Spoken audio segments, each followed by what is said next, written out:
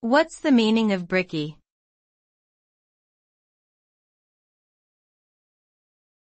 Brickie.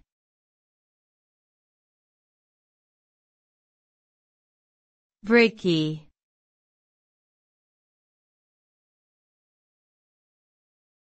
Brickie.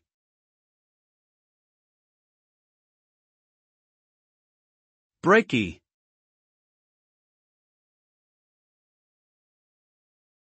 The term brickie is a slang expression used to refer to a bricklayer, that is, a person whose occupation is to build walls and structures out of bricks.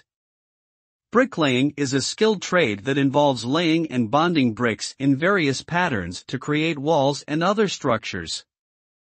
The term brickie is commonly used in the UK and Australia, where bricklaying is a popular profession. Bricklaying requires precision and attention to detail because any mistakes made in laying bricks can compromise the structure's stability.